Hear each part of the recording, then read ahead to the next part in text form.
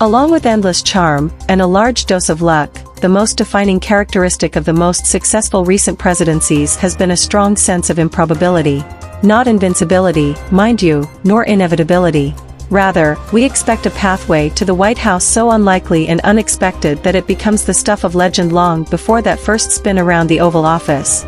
With his history in Hollywood, rather than politics, Reagan was an improbable president. So too was Clinton, who rode to victory in spite of his draft dodging and philandering, stories that would have derailed a campaign 5 years earlier. See Gary Hart. Then there's Obama, black and barely a decade into politics, who somehow managed to wrestle the Democratic nomination from Golden Girl Hillary.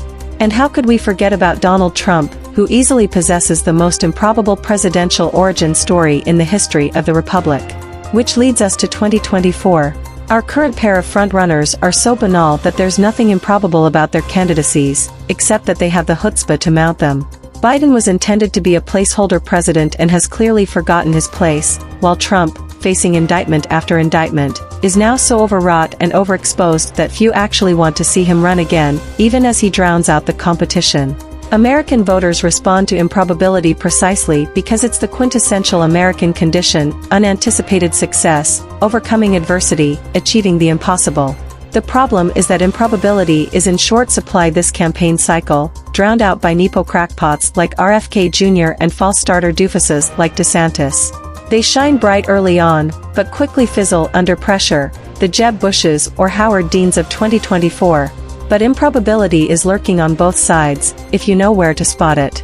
Owing perhaps to their challenger status, the right actually possesses a trio of candidates with strong improbable bona fides: Nikki Haley, Vivek Ramaswamy and Tim Scott. Indian Americans Haley and Ramaswamy are the better performing of the three and the most intriguing, though the neophyte Vivek is easily the more improbable. With his relative youth and tech industry background, Ramaswamy is first of his kind whilst also being entirely of the moment. His anti-woke, anti-ESG, anti-establishment platform feels novel, created in part thanks to the excesses of left-liberal cultural supremacy. Unlike DeSantis' clumsy clamoring, Vivek has successfully packaged the bipartisan extremism cleaving our culture into a viable campaign with actual staying power. A minority and son of immigrants, Ramaswamy is an improbable Republican, almost, frontrunner in every way imaginable.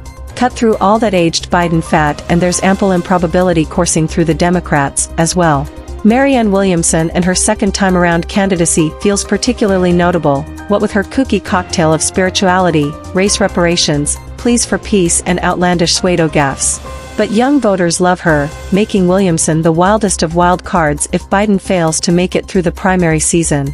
And then there's Eric Adams, the never-married, fashion-forward, nightlife-loving mayor of New York City, who while certainly not running for president has recently embarked on a series of national-level stunts that can make even the most improbable candidacy suddenly happen. The catalyst is the migrant crisis, which has saddled NYC with over 110,000 newcomers and prompted an unlikely war of words between Adams and President Biden, whom the mayor says has offered no support for his beleaguered city. Adams has also taken aim at Republican governors who bust migrants to New York, along with the larger national immigration system he calls broken, as he suggests the current migrant debacle could destroy his city.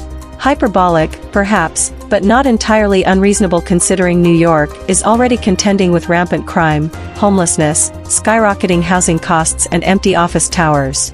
So far the city has managed to avoid the wholesale urban decline now plaguing areas like San Francisco, but the $5 billion price tag of dealing with the migrant crisis might finally be what pushes Gotham over the edge. Adams has made clear he won't stand for it and, if the city erodes further, will likely continue on his crash course with opponents in both the White House and state houses. As his national star power brightens, Adams could very well emerge as a long-overdue voice for battered big cities across America with both the bona fides and bravado to make a difference. True, it's too soon to gauge whether such a political constellation can actually coalesce into a viable candidacy, or even if Adams might want it. But as a tough-on-crime African-American who's both a former cop and was raised in a tenement, Adams possesses the type of improbable backstory that can appeal to both Biden.